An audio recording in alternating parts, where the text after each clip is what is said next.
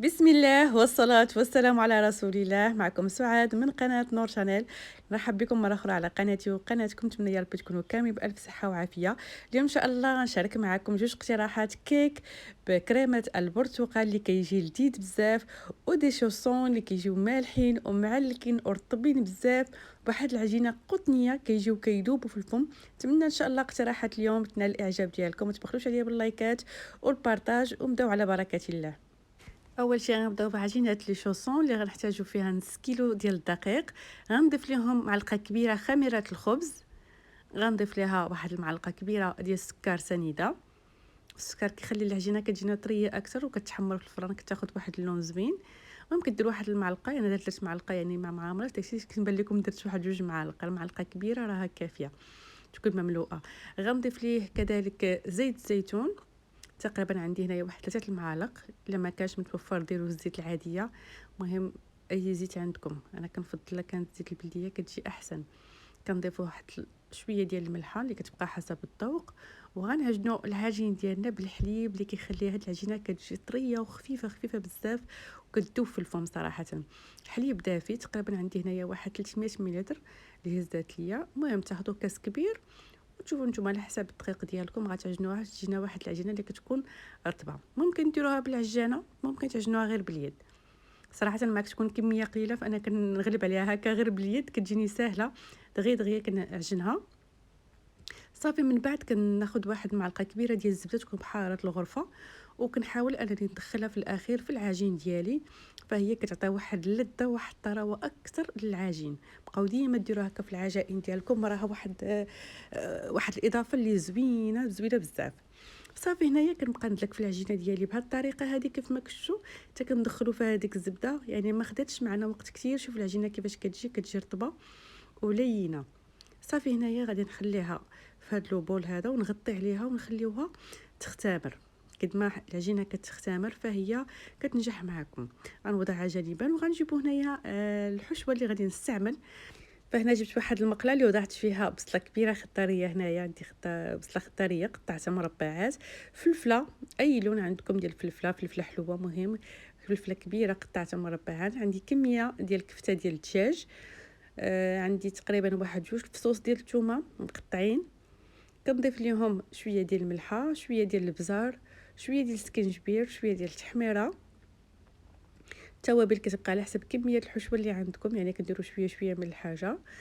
كنضيف ليهم هنايا شويه ديال الزعتر الا كان متوفر، كذلك اي اعشاب منسمه كتعجبكم ممكن تضيفوها، فهي كتزيد واحد البنه للحشوه ديالنا. وضعت كميه قليله ديال زيت الزيتون. كنحاول انني نخلط كل شيء مع بعضياته باش كتنسجم ديك الكفته مع العطريه وكتجينا لذيذه. صافي كنحرك كل شيء مزيان مزيان هكا، وكنوضعوها فوق النار كتشحر لينا هاد الحشوه. ما كتاخذش وقت كتير، كيف ما كتعرفوا كفته الدجاج دغيا دغيا كطيب على نار اللي كتكون متوسطه مع التحريك المستمر. صافي حتى كتبان لينا انها دخل فيها الطياب. صافي هنايا غنضيف لها واحد الكميه ديال الزيتون مقطع اللي كتزيد واحد البنه زوينه للحشوه مع التحريك المستمر. وهنايا كنضيف واحد 2 معالق كبار ديال صوص طوماط اللي كنكونوا محضرين في البيت. لما كانش عندكم ممكن تستعملوا الجاهزه اللي عندكم. المهم هاد صوص طوماط كتخلي كتخلي الحشوه ديالنا كتجي يعني معلكه وكتجي رطبه، ما كتجيكمش يعني ناشفه. صافي هنايا كنخرج كل شيء كلشي مزيان، وكنحط هنايا الحشوه ديالي جانبا حتى كتبرد. من بعد كنضيف ليها واحد نصف علبه ديال الجبن. ممكن تستعملوا الفرماج مثلث الا ما كانش عندكم هاد الجبن، كيعطي واحد التعليكه زوينه. ممكن تستعملوا كذلك داك الفرماج مربعات الشيدر اللي كيجي معلك حتى هو، ولكن كتضيفوه مع هاد الحشوه كتكون سخونه باش كتزيد تعلك ليكم وكتجيكم يعني معلكه ولذيذه. ديما كنحاول انا نعطيكم البديل لاي حاجه كنستعمل، كيبقى دائما على حسب المتوفر في كل بيت. صافي هنا كنخليو الحشوه جانبا وكناخذوا العجين ديالنا بعد ما كيكون ضاعف الحجم ديالهم. كيشوفوا معايا العجينه كيفاش كتولي كتجينا رطبه وكتعطينا الضوء اننا نخدموها يعني بسهوله. صافي كنفرغها من الهواء اللي فيها، وكنحاول انني هنايا يعني نطلقها بالمدلك بالاستعانه دائما ديال الدقيق كنطلق العجين ديالي بهذا الشكل هذا باش كتجينا يعني طريقه اللي سهله، وكيتحضروا لنا كلهم في وقت وجيز. هاد لي شوسون بطريقه اللي زعما غتنفعكم بزاف. هاد المملحات كينفعونا بزاف هكا الكوتي، وسورتو في رمضان حنا ان شاء الله مقبلين على الشهر الكريم. كينفعوا بزاف وكيجيو ولذاذين وكيحماقوا عليهم الوليدات صراحه. الكبير والصغير كيعجبوه لانهم كيجيو رطبين. هاد العجينه ديالهم كتجي خطيره، صدقوني، نتمنى ان شاء الله تجربوهم. كيجيو رائعين رائعين بزاف. وتا الطريقه ديالهم كيف ما شفتوا راها ساهله، يعني راه دغيا دغيا كيتحضروا معاكم، كياخذوش وقت كتير. صافي هنايا كندير كلشي دفعه واحده، كندير كميه ديال الحشوه هكا في الوسط. تحاولوا انكم تعمروهم اكثر من القياس عفوا باش يتسدوا لكم، يعني واحد المعلقه في كل كرايه كيف ما كتلاحظوا معايا موضح في الفيديو. صافي كناخذ هنايا كل حبه وكنحاول انني نضغط عليها هكا من الجوانب، كنسدها بهذه الطريقه هذه. وحاولوا انكم تضغطوا مزيان مزيان على داك الجوانب باش ما كيتحلوش لكم في الفران، لانهم غادي يختمروا. ما كنجيو نكملوهم حتى كيكونوا ديجا هما يعني طلعوا في الخميره. صافي هنايا كنحاول نعاود نضغط عليهم مره اخرى هكايا بالفورشيت، كنقادوهم وكنوضعوهم في اللاطه. طريقه ان شاء الله راها واضحه. كناخذوا كل حبه وكنجمعوها هكا، يعني كنسدوها من الجوانب بهذه الطريقه هذه مع الضغط. ضروري تضغطوا مزيان وتعاودوا تضغطوا عليهم هكا بالفورشيت، وان شاء الله غينجحوا معكم من اول مره. صافي غنستمر بهذه الطريقه هذه حتى نكمل كلشي الكميه اللي عندي. والعجين اللي كيتبقى لنا حتى هو كنخليوه غير يرتاح وكنعاودوا نطلقوه ونديروا ليه نفس العمليه حتى كنكملوا كلشي كميه العجين اللي عندنا.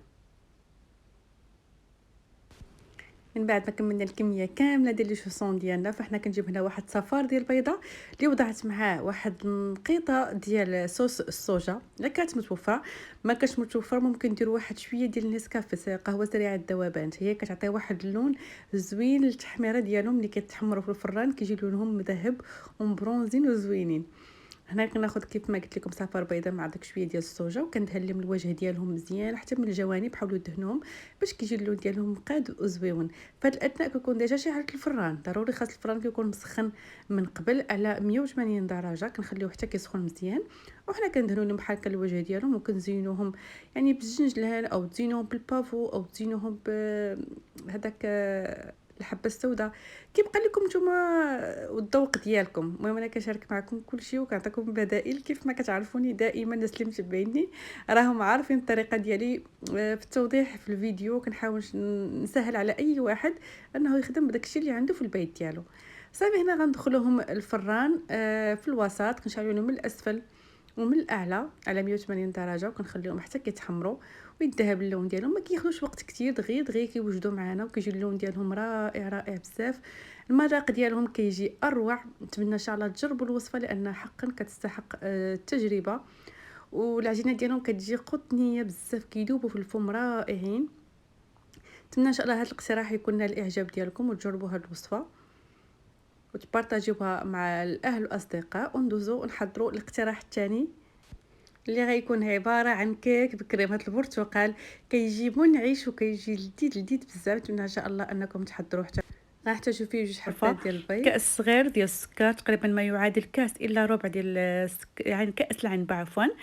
عندي كذلك كاس ديال الحليب، كاس ديال الزيت، عندنا كيس ديال الفانيلا او اي فاني سائله ممكن تستعملوا، 16 غرام ديال خميره الحلويات، لو زيست ديال البرتقال اي قشره برتقاله، وعندنا الدقيق. تقريبا نحتاجوا واحد كاس وجوج معالق ديال الدقيق. كنوضعوا البيض ديالنا في هذا الاناء او في العجانه، ممكن تطربوهم يعني بالطريقه اللي بغيتو. ضروري انهم يطربوا بالخلاط اللي كيكون كهربائي. كنضيف ليه الفاني، كنضيف ليه السكر، وغنضيف واحد القبصه ديال الملح ضروري نديروها باش كتعادل لنا دائما الذوق وكتخرج لنا المذاق ديال الكيك.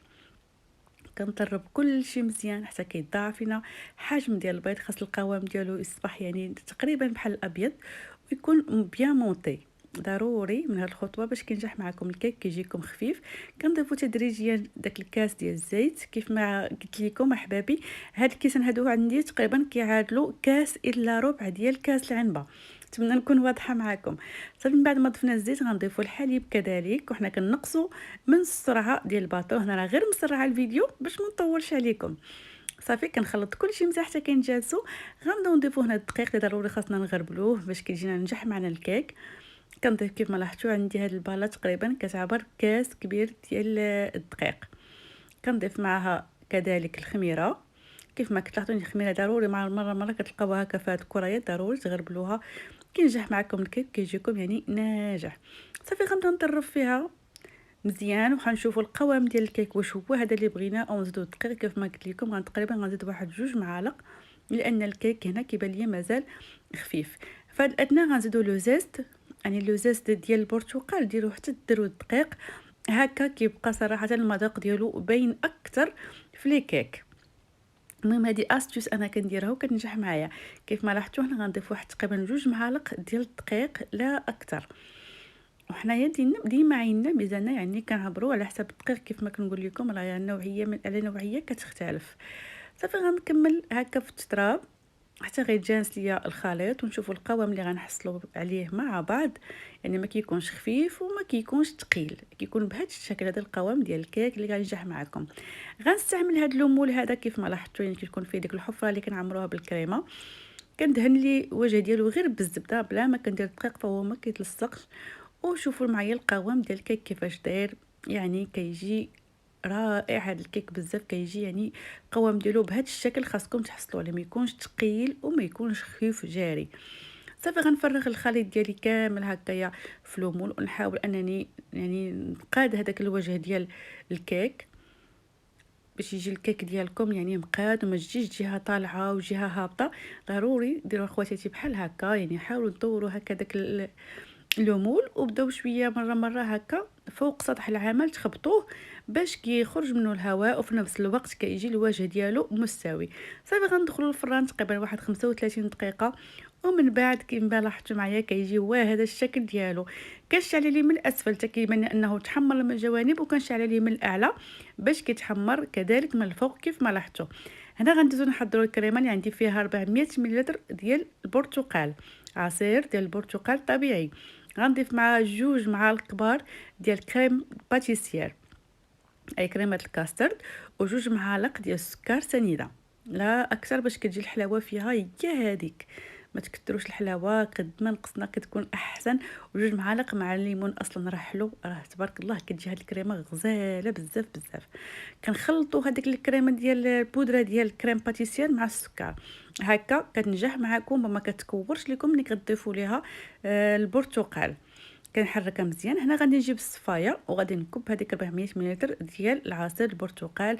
هكا الكريمه ديالي غتجيني ليس وزوينه. يعني كنحيدوا هاد الشوائب كامل، لكن شي عظم او داك يعني كلشي الشوائب ديال الليمون كتحيد، ديك الجلفه اللي كتكون ديالو ما كتبقاش. كيجي هاد الكريمه هذه كتجي صراحه خطيره بزاف. ضروري تجربوها لان حقا عجبتني، كتجي غزاله. صافي كنحرك كلشي مزيان وهو داكشي بارد حتى كيبان لي ان الخليط ديالي صافي تجانس. فانا غنديرو مباشره فوق النار على نار اللي كتكون متوسطه، ولكن ما كنزكاش من التحراك. ضروري كنحرك باش الكريمه ما تلصقش لكم في قاع ديال الكاسرونه وتحرق لكم. ضروري مع كريم باتيسير او نشا او الطحين ضروري تبقاو تحركوا مزيان حتى كتبان لي ان الكريمه راها بدات كتقال. كيف ما لاحظتوا راه يعني الكريمه بدات كتشد في راسها. صافي في هذه الاثناء هذه غنضيف واحد معلقه صغيره ديال الزبده مع مرش كيف ما لاحظتوا، يعني راس ديال المعلقه. هذه كتخلي الكريمه ديالنا كتزيد ترطاب وكتبقى يعني القوام ديالها زوين. صافي في هذه الاثناء انا طفيت عليها النار. كنبقى غير نحرك فيها حتى كتجانس. ما سمحوا لي الا بقيت نهضر بزاف، ولكن باش نشرح لكم وتنجح معكم الوصفه. غادي نقلبوا الكيك ديالنا من بعد ما كيكون برد تماما. يعني شوفوا معايا كيجي رائع هذا الكيك، ما نعاودش لكم مقادير بسيطه وكيجي خطير. غنضيفوا ليه الكريماج كيف ما لاحظتوا كنخلطوها مزيان وكنبدا نوزع فيها بشكل متساوي باش تجيني مقاده هاد الكريمه في الوجه ديال الكيك وتجيكم يعني ناجحه. صافي غنحاول انني نوضع كل شيء داكشي اللي في الكاسرونه حتى حاجه ما تشيط ونقادو ليها الوجه ديالها باش كتجينا يعني مستويه. العين كتاكل قبل الكريشه. صافي كنحاول نقادها مزيان وكنخليها تبرد على حراره الغرفه. كيف ما لاحظتوا يعني كتجي كلها مقاده ما كتجي فيها لا يعني حتى شي حاجه، يعني ما كتجي كلها ليس كتكون ناجحه. هنا غندوزو لمرحله التزيين. انا درت هاد الكراميل، انا بنصحكم كاع ديروه صراحه لانه كيدوب. من الاحسن انه كلا بغيتو ديروا الشوكولا يكون احسن. المهم هو كيجي المذاق ديالو زوين، مي انا الشكل ديالو ما بغيتوش انه يضيع، بغيت يبقى دوك الخطوط صافي. وغندير الفريز اللي قطعته. المهم نتوما تزينوا بطريقه اللي بغيتو، تقدروا ديروا غير دي طرونش ديال البرتقال او هكا تخليوها غير هكاك، راها كتجي رائعه. صافي زدت واحد الحبيبات اللي كيعطيو حتى هما واحد المنظر زوين.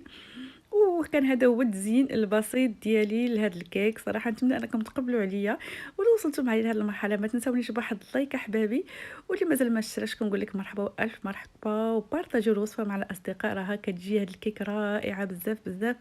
مذاقها ما نعاودش لكم، ان شاء الله تجربوها وتخلوا لي اراء ديالكم في التعاليق.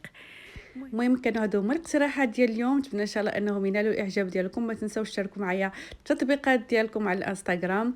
كنضرب لكم موعد الفيديو قادم ان شاء الله. دمتم في رعايه الرحمن.